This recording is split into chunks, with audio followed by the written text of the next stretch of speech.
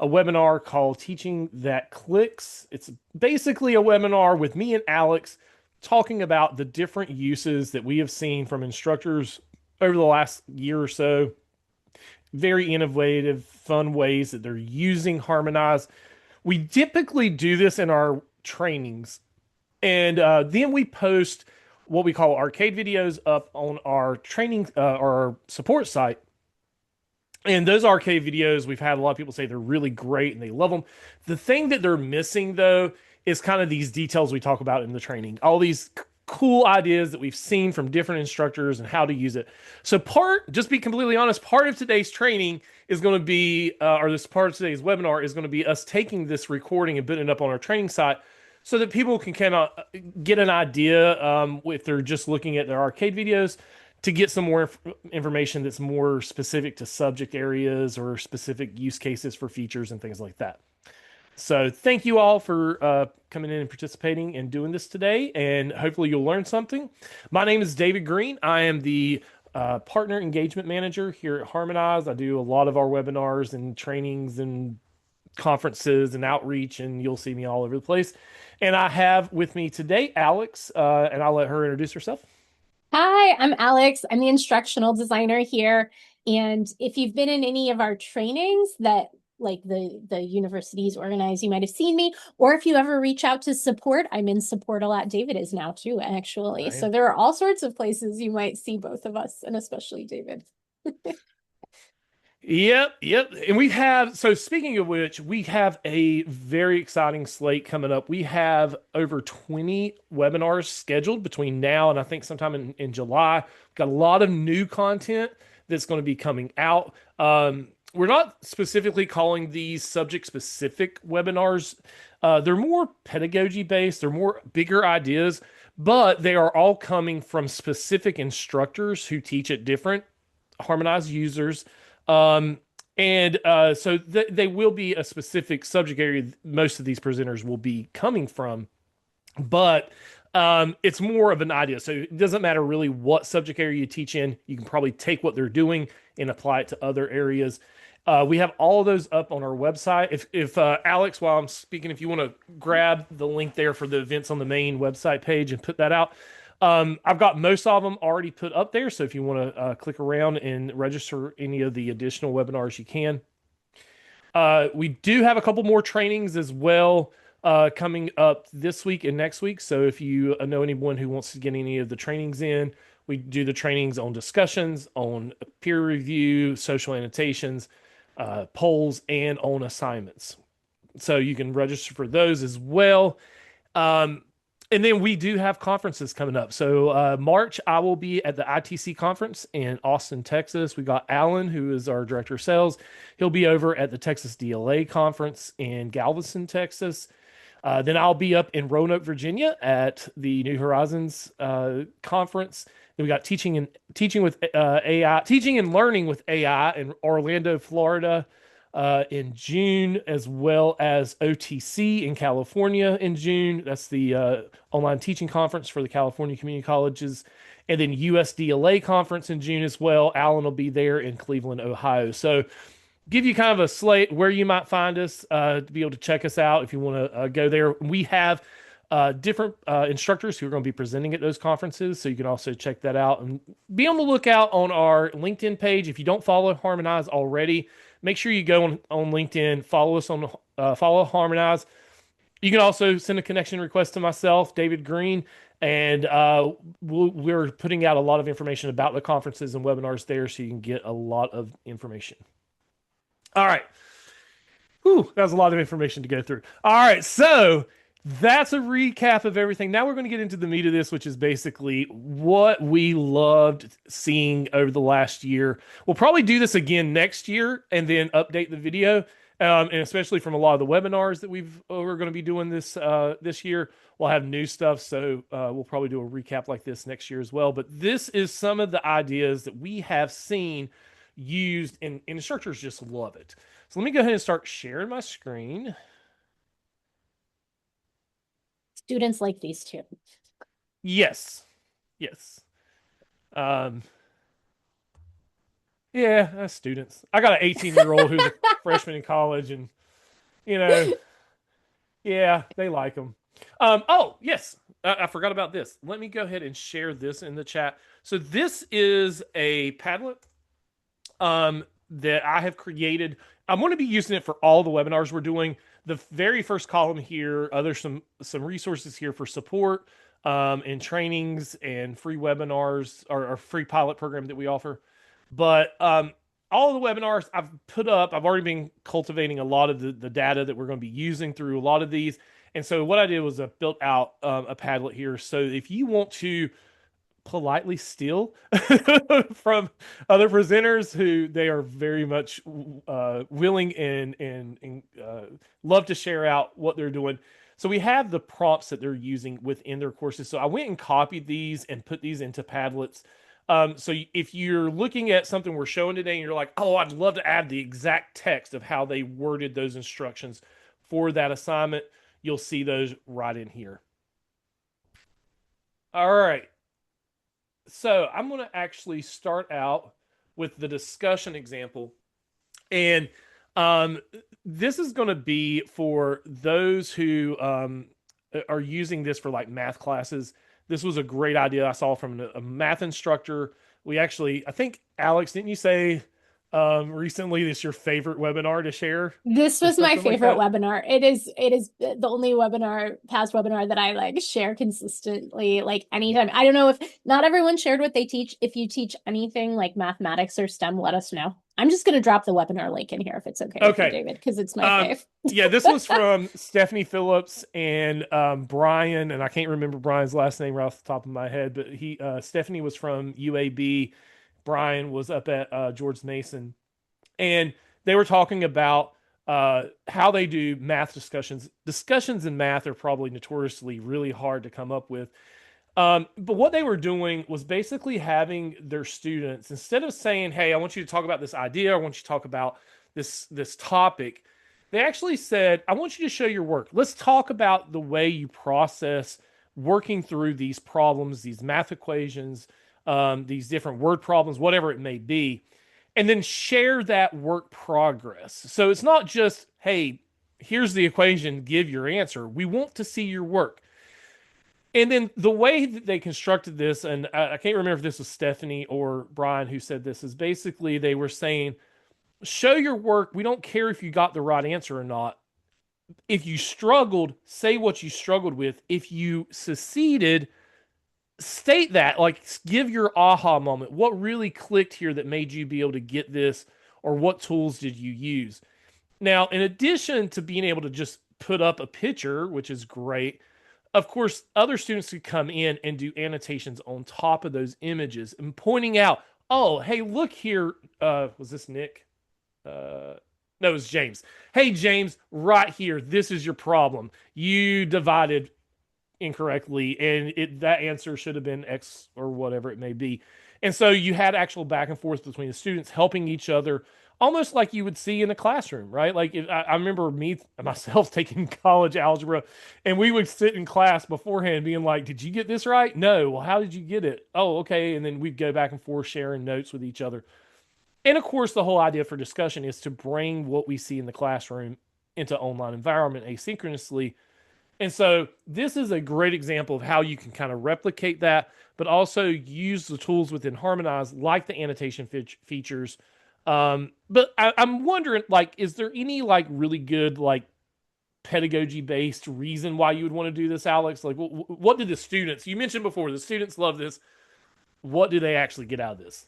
Yeah, I think this is fantastic. We said that math discussions are notoriously hard, but why? And this is like I think a problem that some other disciplines share as well. And it's because usually like you would just want to ask a question and you want them to get the right answer. Like what is there to discuss? And so what I thought was really cool in this webinar about what Stephanie was doing was instead of like being like, I don't know, just post your answer. It was all about like showing your work and explaining what you did. So on the one hand, that gives students something actually to discuss. On the other hand, like we know that that's good for student learning when they explain their thought process. That actually like reinforces things. I also love the AI resilience of this all. I'm not going to say AI proof because nothing is AI proof, but Yep. having students like, and I think these are actually digital examples, or this one is, but some of the others were handwritten, like having students handwrite and then like mark on each other's handwriting. Both of those activities, like handwriting and then like annotating an image, are a little bit AI resilient compared to something where you're just like putting text in the text generator and getting text back and copy and pasting it in. And you know, like the AI gets better all the time and can imitate handwriting and this and that. But it offers a little bit of resistance to just going to a chat bot. Um, and I think all of that is great. Another thing I thought was interesting, she said she had tried like Q&A boards, but she ended up liking, even though this is almost a Q&A thing, she liked doing it a discussion because she liked requiring everyone to post something. And like you said, like not everyone's gonna have a question, but some people can just explain their thought process instead. So like this gave every person something to do, whether they understood or not. And yeah, it like really created that community. And like just you know the ease of this for students I think is great because like when I was in ID, I remember I supported a physics instructor once, and the discussions were really hard and the homework was really hard because we were trying to figure out a good way to like have them submit their written work. And it's just so easy and harmonized because whatever LMS they use, they can be on the app, they can snap a picture of their work and then it's right there. Like they don't have to like send it to the computer and then get it in the discussion. So like the ease of use, I think is great too. And then yeah, like those commenting tools for both instructors and students. So this might seem a little niche to math, but like anything STEM, I think this would be cool with, and really anything where you're wanting students to discuss their thought process around like multi-step problems. I don't know. What do you think, David? Well, I was just looking, and I don't know if I ever presented on this in any webinar, but reading this, that Hope is from Wayne Community College, which, by the way, I'm in Wilson, North Carolina, like Goldsboro, Wilson. You're right below me, Hope. But anyway, she teaches forensic and criminal justice, and I did speak. It might have been you, Hope, but I spoke to an instructor at one point in time that was doing kind of like this, and what they were doing was taking crime scene photos and putting it up and having the students annotate like, this is where you should go and look. Like, I would want to make sure this was examined, or you need to make sure you process this and things like that. So you can take this example and pull it out into other subject areas. This doesn't have to be STEM necessarily, right? What your example points out too, David, it's not like, yes, it's for any subject area, but also like most of the tools in Harmonize go in any direction. So like in Stephanie's math example, the students are annotating on images that other students have posted.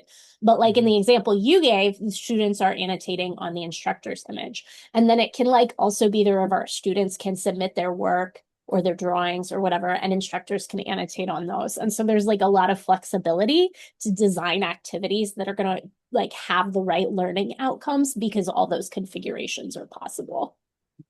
And can you explain? I love it when I get to be curious in the webinar. Like, what is the advantage of saying to the students, okay, I need you to analyze this image in whatever way, whether it's a forensic scene or a math equation or whatever, com compared to saying just describe this, to either describe it or annotate it or give a video response of you giving a reflection on your views of the image. Like, what is it that makes that special that you give students that option to do multiple The different? drawing on the image versus the other things, or the like Yeah, the fact that they have multiple options. the fact they have multiple options. Yeah. Oh, yeah. Oh, David is teeing me up for the thing I said I was going to talk about, but then just horribly failed to, which is I love to talk about universal design for learning. Yes, I said Pee-wee's Playhouse word of the day, didn't I? We love universal design for learning. I talk about this all the time. It's exactly what you said, David. Like, I do think there are some times where you want to specify, like, here's the specific thing I want you to do with what I gave you. But when it's possible to give them options and like they have a range of ways to interact with or reflect on the material, that is great because that is universal design for learning. It's supporting multiple means of expression, letting students like have there are multiple means in universal design for learning, but basically letting them express their learning and show their work in a variety of ways. Because yeah, some students are going to be comfortable like drawing on the image, and some students would be more comfortable hitting record and talking through their thought process. And someone might want to screen record. And the other cool thing about giving them options is it makes things more accessible because not every modality is going to be accessible for every student. So I love that Harmonize has lots of different ways for students to get in and interact with each other.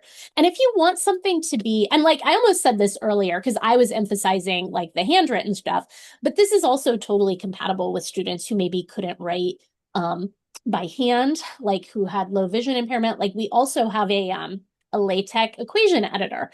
And so they could enter their math and show their work with the LaTeX equation editor, which generates alt text. And then, maybe they're not drawing on other students' images, but they're recording audio and talking through their thought process. Yeah, you're showing the LaTeX equation editor. So I love the way all these options can really support learners in expressing their learning in different ways, and then also in having accessible and flexible options.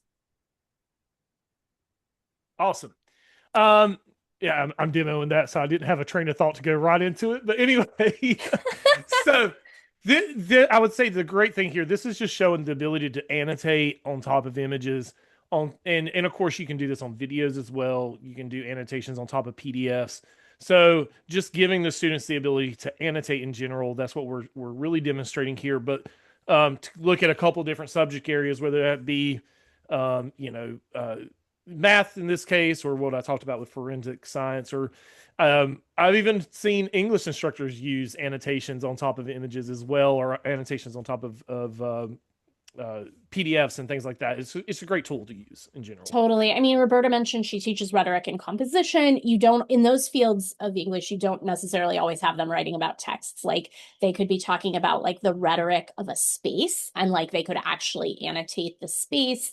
Or they could be like analyze like the rhetoric of a film, or they could be in a composition class and writing a film scene analysis. And like you want them to like analyze screenshots, or in Harmonize, it's even possible to do multimodal composition where they're interspersing writing with like annotations of the stills and like film clips they pulled in from YouTube. And then someone here was it Angie Cox's nursing.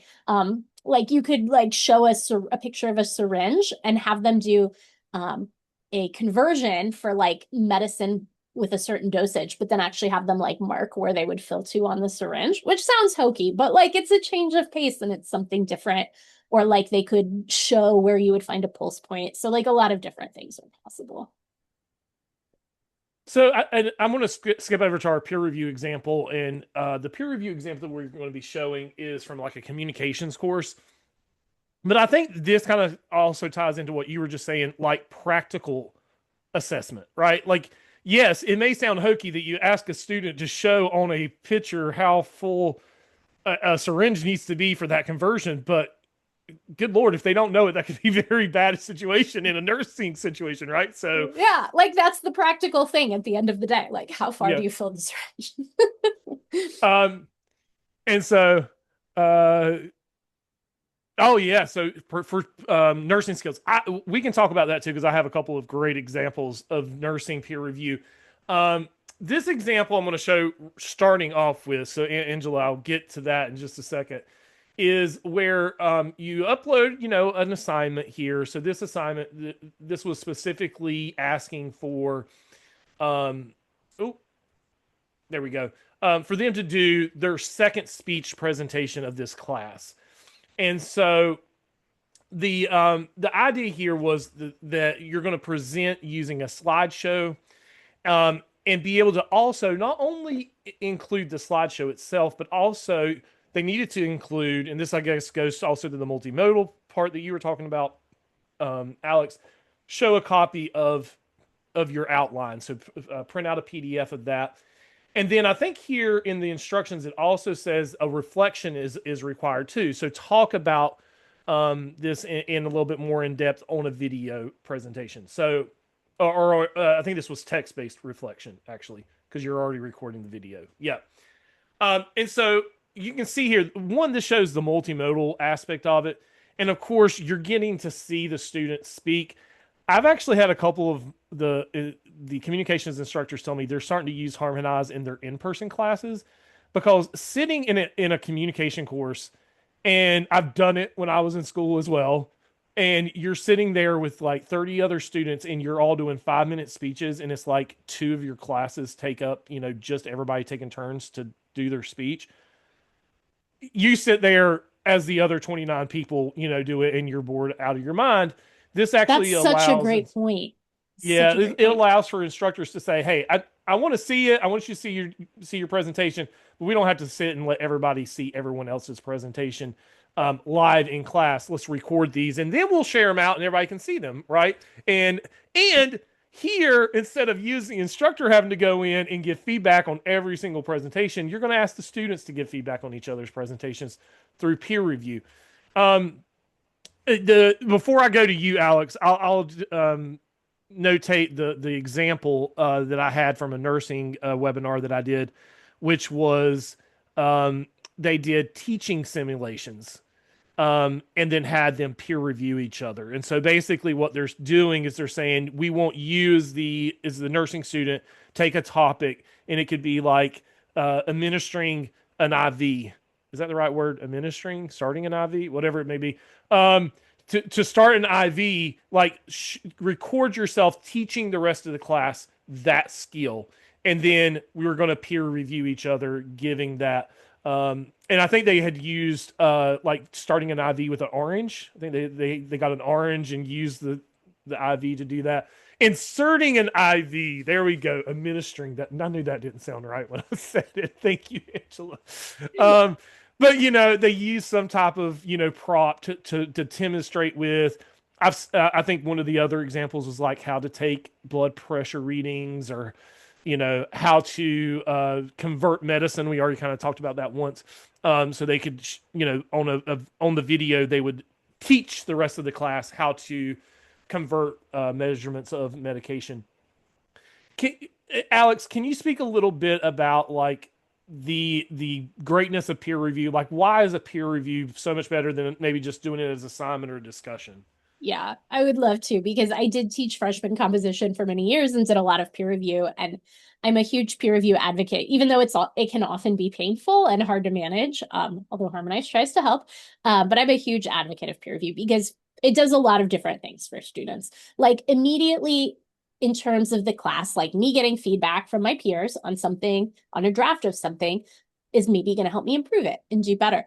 But like flip it, like me giving my peers feedback, me seeing other examples of how people completed this assignment and then having to give them feedback helps me. Like sometimes I notice, oh, this person did that. Now I remember that that was a requirement of the assignment and I'm going to go like fix my work.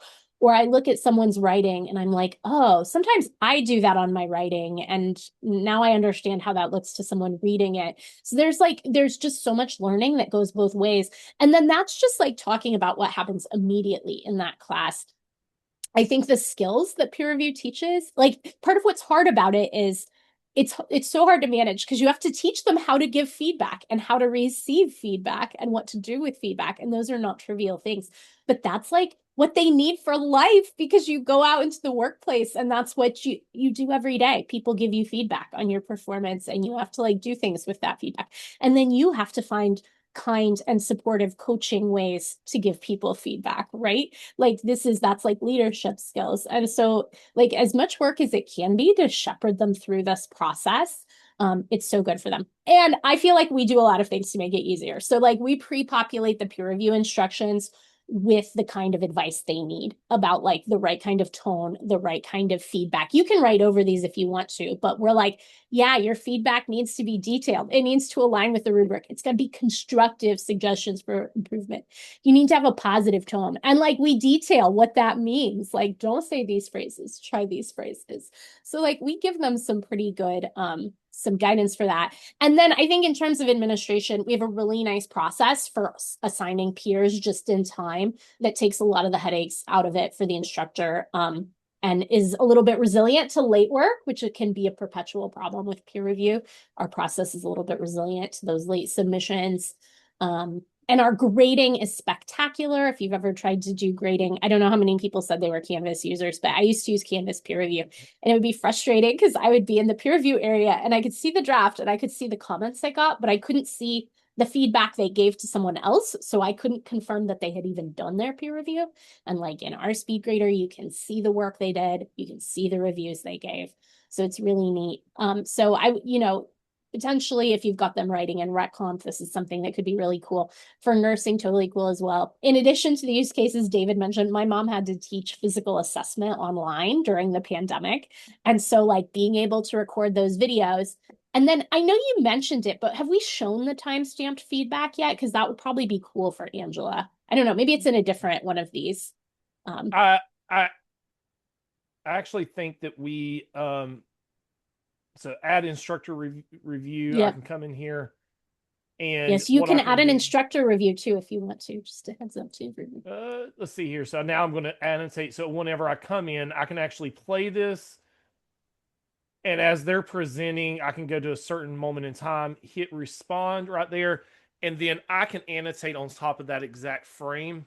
So it's not just being able to annotate on the video, but you actually can pinpoint things. So if to take the example of like the communications course, like if the student is like scratching their face and that's not what you would say, no, don't ever do that, then you could be able to stop it right there and make that annotation. Or if they were doing an IV, how to start an IV, inserting an IV, you could pinpoint, oh, that was way too loose of a tourniquet. I don't even know what it's called, where you put the rubber band I around think it. that's right. I think that's right. Tourniquet, maybe, I don't know.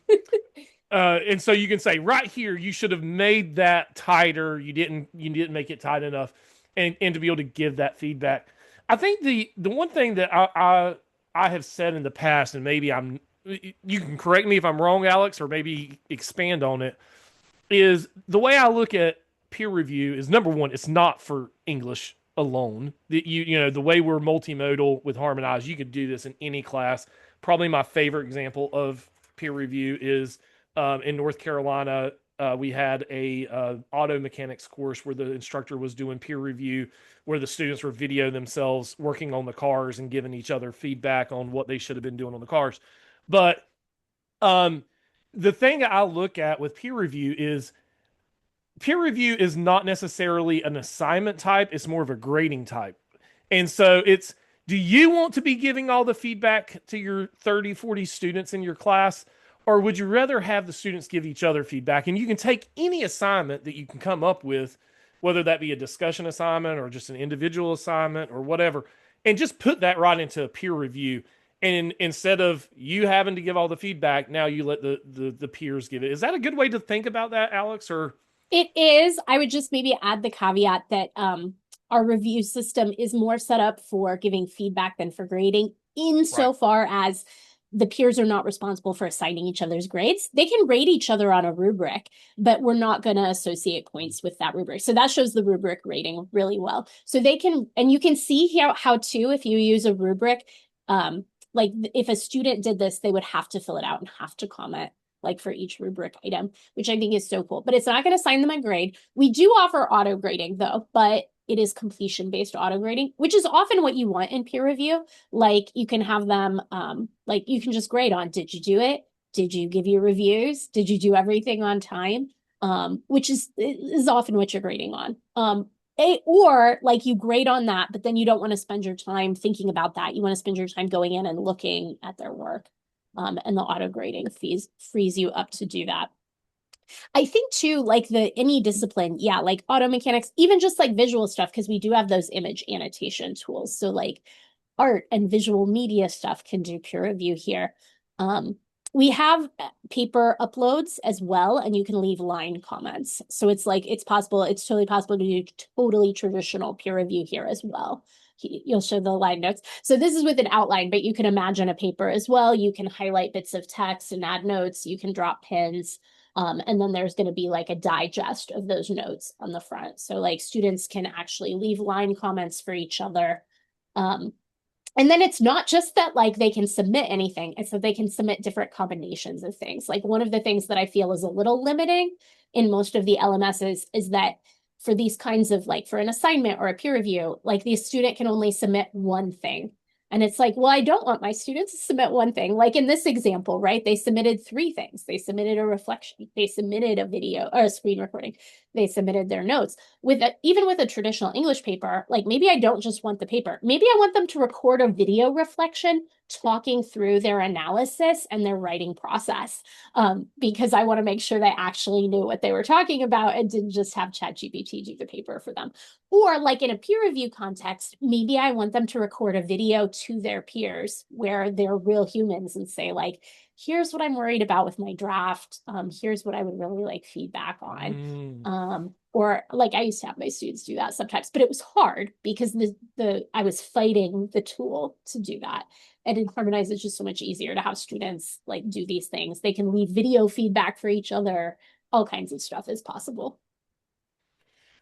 Well, that's a great point that you made is the video feedback from the instructor. I've had instructors tell me like one of the great reasons they use Harmonize is because instead of having when they are doing the feedback, of course you could have other students do it like in peer review, but when they're doing the feedback, um, that it's in those situations where you want to be able to record and not just have to type everything out. There's something, I don't know if there's anything you can say about this, but like it's easier to say for a lot of people, it's easier to speak and quicker to speak than it is to type. Which you would think that would be opposite, but you're trying to be more perfectionist, I guess, when you're typing. And in the speaking, it's more natural and it just comes from the heart. Is that kind of the general consensus? Yeah, that was my feeling about it. So I did used to record video feedback for all of my students' major papers in freshman composition, which was a labor of love, but was very effective and they loved it. I think there are a lot of things. Students, I think, don't always know how to digest and read line comments as much as we might hope. And they're also a little likely to like look at the grade on the paper and then not even look at the line comments. Whereas like if you've recorded a video for them, and you're talking to them like a real human, they want to see what you said in that real human video. This is an example of me doing it. The challenge I always had in Canvas doing this, for one thing, like the built-in video recorder would eat my stuff a lot. And I don't know if the other LMSs are better, but the built-in Canvas recorder would eat my videos. The other thing was I couldn't record a video there and like show the paper and scroll through it at the same time. So I actually, like, I always did it in Zoom and I would like screen share and then I would have to like upload those things to Canvas. And then like once or twice I uploaded like the wrong feedback for the wrong person, which is horrible, but like that kind of process is prone to those kind of errors. So like I love that in here. See, this is showing like I'm talking right over the paper. And you can see my little head and I'm able, and this is great too for stuff like I can't explain in a line comment to someone what a comma splices and how to fix it. Like there is not enough space and it does not make sense. But in a video comment, I can be like, here are 3 comma splices you did. Here's why they were that. And here's how to fix them. And then that person knows how to do that and they don't do it again. Maybe. I don't know. It's probably a little too optimistic, but I'm a big advocate of the video feedback and Harmonize makes it a lot easier. I should mention that what I was showing right there was an assignment. So this is an English assignment. And actually, I did not come up with it. This one was yours. I guess you had found. Was this one of yours personally, or did you hear this from another instructor?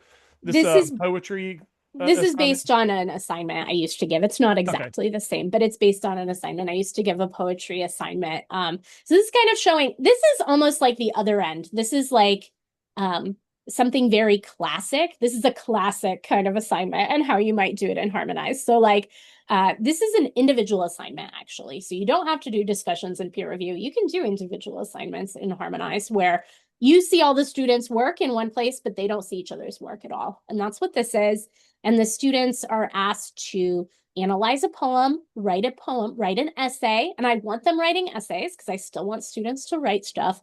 But we are going to do some things on top of that. So this particular one has our AI coaching enabled, which is very light touch, not hand-holdy at all, real-time writing feedback. It really just tells them, I think, yeah, David's going to show it. It really just tells them like It looks at the essay or the writing, and it looks at the rubric, and it says, here's how you're doing on each of these items. So here's Nick.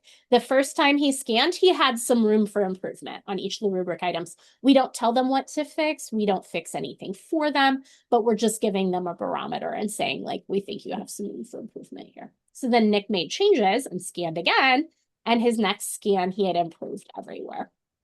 So if you want your students to get some very safe AI coaching that is not going to do the work for them, but it's going to give them a little bit of feedback in real time, this is cool for that. No matter how fast we grade papers, we cannot turn around feedback instantly. And so this kind of like instant feedback of, I wrote it, what do you think, can be helpful. And then this shows the grading area here, I think really shows the other cool features as well. This particular assignment was configured with Turnitin, and you can see the Turnitin score. This is only applicable to you if your institution has Turnitin, but if it does, we can run these drafts, at least if they're in the text box, through Turnitin, show the plagiarism score. We can even show the AI detection score, which in this case is quite high because I mocked this up using AI. And so, and those AI detection scores are not foolproof. They're not like grounds for a cheating accusation, but they can be good conversation starters with students for like, how did you approach this paper, student? And then I think it does show the teacher feedback as well in this one that you were showing earlier, the video. And there's even more you can do with this. I wish I had added, like the other thing you could add for AI resilience. Oh, and there's their paper, right? So they uploaded the actual paper if you'd want to like leave line comments. And that shows their MLA format and stuff, and you could leave line comments. But you could also ask them to record a video reflecting on their writing process and their favorite parts of their paper. And that gets harder to do if they didn't actually write the paper. So all A kinds of couple good things I stuff. wanted to point out is I just put in a link in the chat for 10 reasons to use Harmonize assignments instead of just using your standard assignments tool within your LMS. Um, Alex, great job on working up that list. She did an amazing job, and there's a lot of different reasons there. I think the biggest one that I've heard a lot of people respond to is just that fact that you can be multimodal very easily within Harmonize. So if you're asking them to do a video plus an essay or do a annotation and then add reflection to that or what have you, it just makes it so much easier to do it within Harmonize than you can in Canvas and Moodle and the other LMSs. Um, the thing I was going to talk about with the peer review, the peer feedback, AI feedback, the and I think when you talk about this, Alex, I've noticed, and our CEO Marcus does the same. You speak at it from a very educational, like sound pedagogy standpoint, We're like way too into the weeds with the and learning science. and You've got to bring it and back down to the when ground. I talk about it, I'm like, yeah, instructors tell me they love it because those students that always email me before the assignment is due and say, "Can you tell me if this is what you're looking for?" And of course, every instructor hates getting that email. And so instead of saying, "No, I'm not going to grade this before grading it," they say, "Hey, instead of me giving you feedback this way, run this against the AI coach. If it will tell you how close you are to meeting the standards of the rubric and you'll know how close you are." And so it makes that whole conversation a lot easier or just non-existing at all. So You've reminded me too, the AI coaching can be used as well in the peer review because like yes, that's the can. other thing that helps with, no, I want you to get your feedback from your peers, but you could also get it from the AI coach. And the other problem that solves for people who've run peer review, sometimes students are like, well, I don't trust what my peers said. And maybe if you have an AI coach who is also saying you have some room for improvement, that actually helps enforce that. So lots of good stuff there. We had I don't even know what Allison's title is. We had a webinar with her the end of last year, Allison Mike over at University of Silicon Yeah. Valley. Yeah. And Yeah. one of the things that she said, which I thought was very profound, was she said, I could never give the feedback that the students give. It's just too robust because I'm sitting here as an instructor giving feedback to 30 students. I cannot give this much feedback. Even Yeah. though I probably have Yeah. more knowledge than the students on the subject, I just cannot go that in depth. When the students give feedback to each other, they go much more in depth. It's much more robust. And even though it might not be as insightful as mine, it's just a lot more and a lot, it's more vast in the reply that the students get. So, yeah. And they learn from both getting and giving it, right? Like, is the Oh, yeah. feedback perfect every time? No, but that itself is another life learning experience because the feedback you get in life isn't perfect either. And you have to learn which feedback you take and which feedback you use. Like, that is how feedback works in real life. That's exactly how it works. Like, no, the feedback you get isn't always exactly right. You do have to filter it. So I love that Allison said that. She's fantastic. So another with our private assignments, I've also seen this being used as a journal. And this can be, I've seen this used for like psychology classes and English classes, lit classes, business courses, you name it. Just, anytime you think, hey, I want my students to keep a journal. Another great thing about harmonized individual assignments is you can actually set these up with milestones. And so you don't have to just have one due date here saying, okay, here's the assignment, get it done by this date. You can actually say, well, the first part of the assignment is during week 1, do a journal entry. Week 2, do a journal entry. Week 3, do a journal entry. Week 4, upload a video of yourself explaining something. And then week 5, do a journal entry. Week 6, post an image that inspired you this week. Or you can mix it up. You could just have 16 weeks of journal entries. You can actually use the milestones within the individual assignment, very similar to the way you can use it in discussions. You want to expand on that any, Alex? Yeah, I was looking back on our notes about this. Like, in addition to like the weekly journaling kind of things, for the person like teaching rec comp, if your students are writing and you're wanting them to use a writing process, the multiple milestones are great because you can be like, here's where I want you to submit your thesis statement. Like, you have to submit your thesis statement on this date, and then here I want you to submit like your first paragraph in an outline, and then here you should draft, and then I want you to run the AI coach and submit a revision. Like, you can put in milestones for all those things, and then all the work is living in the same place. And you can see it all when you go to grade the final product. You can feel a little hopefully assured that they actually did everything themselves. And if you think maybe they didn't, you can also investigate the work products that they produced along the way. And I think you said you've seen people use like the multiple milestones. Maybe it's not that, but like students can build portfolios this way.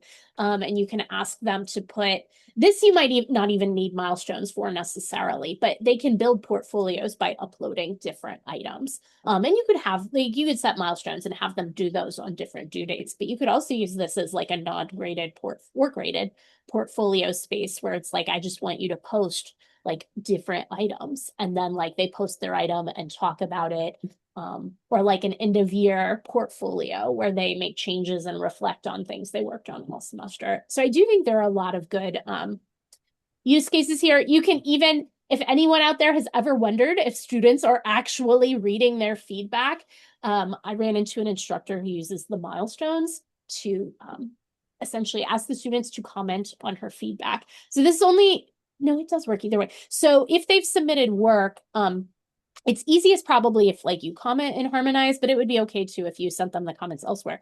You can then like set another milestone for a comment and ask them to reply to your feedback and like explain it in their own words or say how they're going to use it. Because I can't tell you how many times I like poured my heart out trying to give a student feedback, and then I looked at their next assignment and I was convinced they had never like processed any of the feedback I gave. And sometimes it's because they're not reading, and sometimes it's because they genuinely didn't understand it. And so this, like requiring them to comment back to it, also becomes a space where they can be like, wait, you said this and I didn't understand it. Or you said this and I agree with that, but I have no idea how to fix that.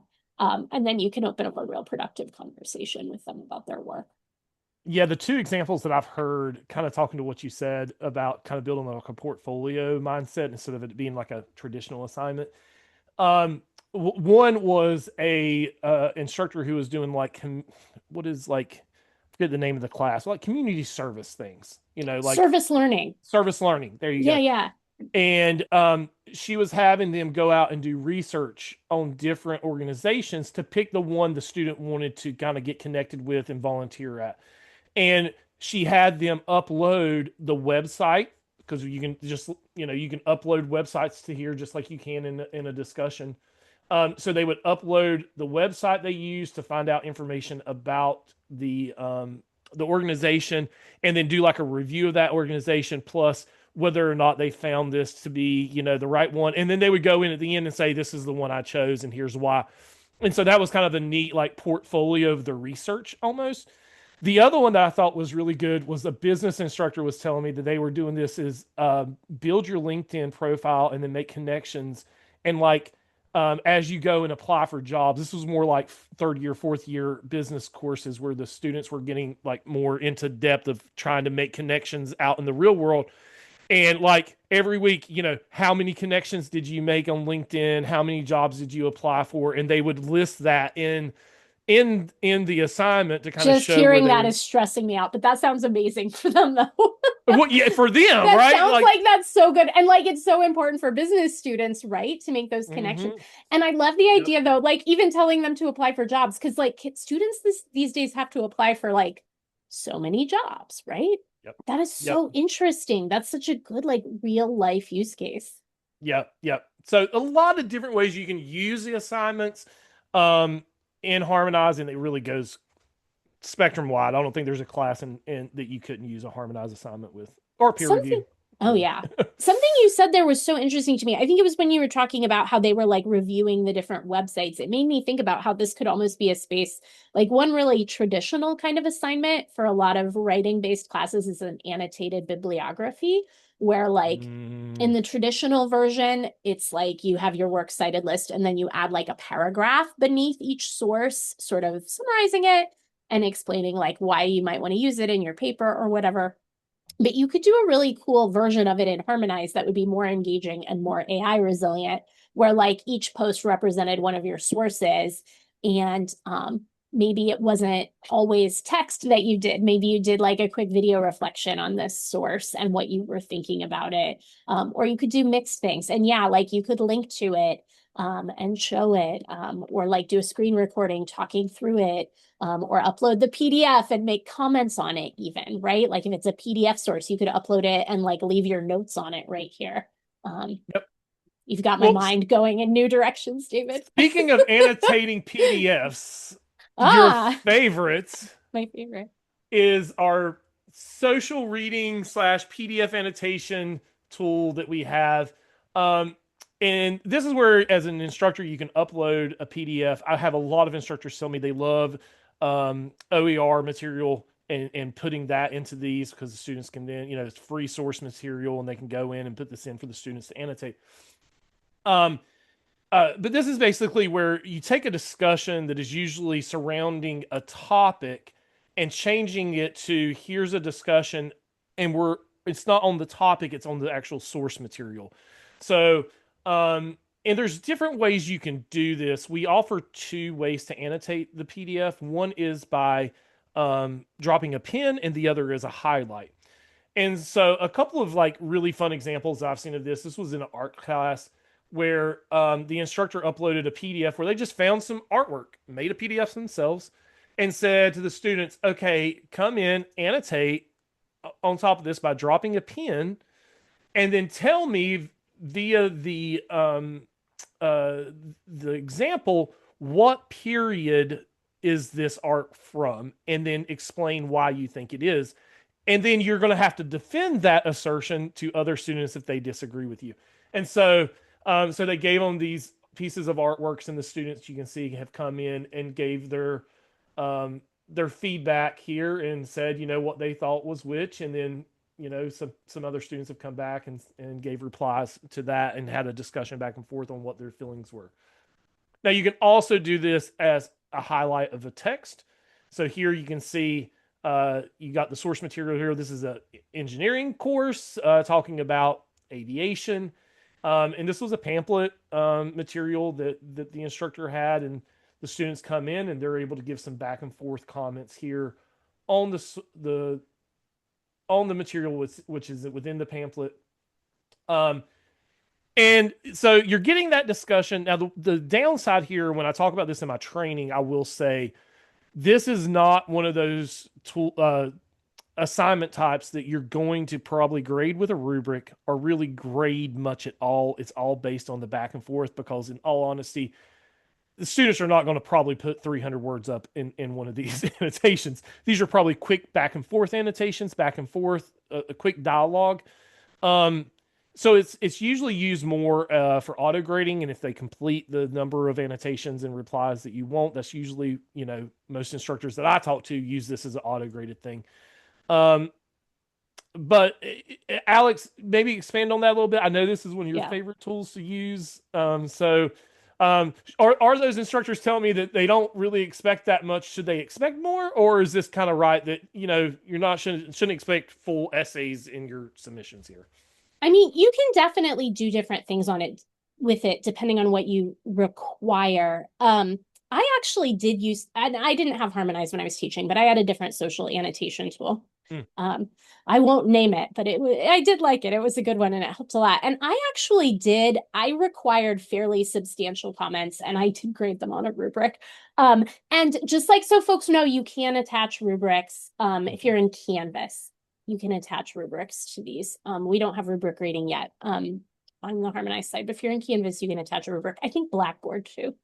But I did grade them on a rubric and I did require longer comments. I gave them specific instructions. And I think our built-in instructions, we now give some built-in instructions that I think invite a little bit beefier engagement with the text because they ask for a little bit more. But it really depends on what your objective is. So, Hmm. like, if your objective is just to get them to read, which is the objective for a lot of instructors, because they're going to then go do something more interesting with that reading, right? Really, they just need to get their students to read. If the objective is just to get your students to read, yeah, saying like, I want 10 annotations and I'm setting a, a milestone for that, and I want you to try to intersperse them throughout the whole length of the document. Yeah. Like that's going to accomplish it for you, right?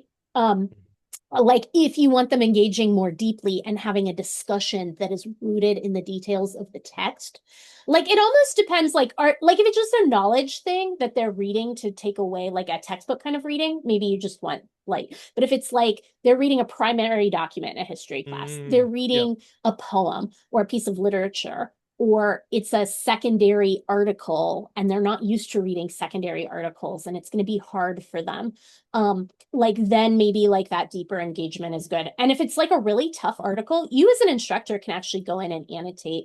I used to teach freshmen how to Yeah. read Foucault, which let me tell you is a battle. And it was nice to be able to go in and like I could put in my own comments and questions, like guiding them in a certain direction or suggesting things and helping them. So there are just like a ton of use cases for this. You could have the students have a discussion about a sample essay and like no, like a sample student essay and like note problems in it and like grade it to prepare for either writing their own essays or for doing peer review. Like it could be practice for peer review. Like there's just a lot of stuff you could do with this. But I do agree with you for folks who are like, I don't want to set up anything too complicated. I think one of the cool things about it is that you can get a lot of great bang for your buck by just being like, I want them to do a certain number of annotations and I'm going to auto grade it. Like the payoff you get for your amount of teaching effort is actually pretty great there. So, I mean, in this, I think I hear this more often than just about anything else. It's just getting students to read is one of the biggest struggles. I think that's always been the case, but it but just it's seems to even be worse now. worse. Yeah. And Yes. um I mean, I'm not gonna lie, when I was in college, in the lit class, I probably spent half of my college budget on the cliff notes in the the local bookstore on every book we had to read because I wasn't gonna read that stuff. But like now you can't even get the kids to read the cliff notes. They're just like, yeah, we don't care. Like we don't even care to get the cliff notes of the story. You're almost dealing with that kind of mentality. And so, yeah, I've heard a lot of success that, doing something like this will get them more motivated to reading. And this could really be in any type of course. Again, I've seen it used in just about every type of discipline out there. Um, just we do so much reading in college anyway, right? I mean, so if the primary goal is to get the students to read the source material, this is it, Yeah. another way to do that. Yeah. And it's not perfectly AI resilient. Like, I think that's the additional challenge to reading right now is that there are certain things we would have done in the past to encourage students to read that are maybe now more likely to be tampered with by AI. This is not totally AI resilient, but AI proof, but it is resilient to AI use because, like, you can like to get AI to help you, you have to like feed them the prompt, you have to feed them the document, you have to ask for a certain number of annotations, you have to ask where they're supposed to be, you have to figure out where they're rooted in the text, you have to come back here and go to each spot and make the annotation and copy and paste over. It becomes enough of a hassle that at some point a lot of students are probably going to be like, I guess I'll just read and make some comments because it's easier, you know? I go back to my son, he's 18, like simple copy paste into ChatGPT, he could do that. You go one step further than that, it's a challenge. And for a lot of these students, it's just which is easier for me to do the work or me to try to figure out how to do this in ChatGPT. And if it's even close, they're just going to go do the work. That's a Um, good point. Some of them do use ChatGPT a lot, but only at the most basic level. And so as soon as you put in some like light guardrails, the ChatGPT pros are maybe going to figure it out, but yeah, like some students will just do it. they're We've got just like yeah. 3 minutes. Should we like open the floor to questions? We talked so much. I know. Yeah. Any questions from anyone? And we can promote people if you'd like to come off mute and talk, or you're welcome to type in the chat. Whatever works. Thanks, Angela. Thank you, Angela. And Roberta had to run, but she said thank you as well. I saw Angela a nursing class where they were using like the diagrams. I think that's a very common thing for nursing classes to do, like the anatomy diagrams or the system diagrams for the different body parts, especially for like anatomy classes and things like that. And putting those in here and using more of the instead of the reading base, like have the students come More of the in and pins. talk Yeah. about drop the pins. This is this system and things like that, just to get them on top of that diagram and have them talking about the diagram rather than just filling out the worksheet, because filling out the worksheet's easy.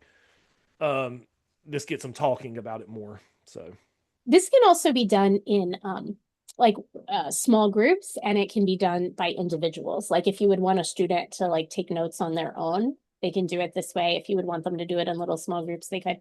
The forensics and criminal justice could be interesting here too, because there might be like, I don't know, like court notes or case documents or yeah, those kinds of things that you might want them to annotate and discuss. And this is just like a more interactive and fun way to do that. we've only got 1 minute. I did want to bring this up though really quickly, and we can share out, maybe we need to do another webinar to talk more about this, but how you want the student annotating. If you ever have question about that, reach out to supports at Harmonize, support at harmonizelearning.com. Say what your use case is, and we'll direct you that way. Because kind of the standard is, if you want them to annotate on top of the source material and they're all talking together, you do that in a PDF annotation. But if you want them to have individual annotations of that document and not on top of each other, you can do that in the discussion or a peer review. So there's like different ways if you're looking at things, and if you ever have any issues trying to figure out, well, where do I want to go? Do I want to do an assignment? Do I want to do a PDF annotation? Do I want to do a discussion? Reach out to us, tell us your use case, and we would be glad to help point you in the right direction or give you options. Well, if you want to do it this way, you can do it this way. That's what Alex would do. I can already tell you. She'll be like, I well, was about here's to the say you five too, different David. options. I would be like, here's the 5 different options. David would be like, I met an instructor who did this exact thing, and here is what they did, which is the perfect option. Yep. But yeah, David and I love getting those kinds of tickets. So reach out to us if you want to know how to do something, or if you're like, if you don't have an idea and you're like, here's my goal, or here's my thing I'm doing now, and how could I do that and harmonize? Like, we love to help with that stuff. Love those tickets. I get excited when those tickets come through, which is the main reason I'm in the support channel. Um, but yeah, all right. Well, everyone, thank you so much for helping us do this and getting some ideas out there. Hopefully, this helped a lot. We're going to put this video up on the training site. So if you want to go back and watch this or share it out with others so that they can, you might have some people who say, I'm teaching this class. I don't think Harmonize is right for me. Oh, it might be, because it's great for math. It's great for English. It's great for forensics. It's great for history and art. And, So you can share that out if you'd like, but we'll get that posted here in the next day or two. But thank you so much, and everyone have a great rest of your week and happy harmonizing.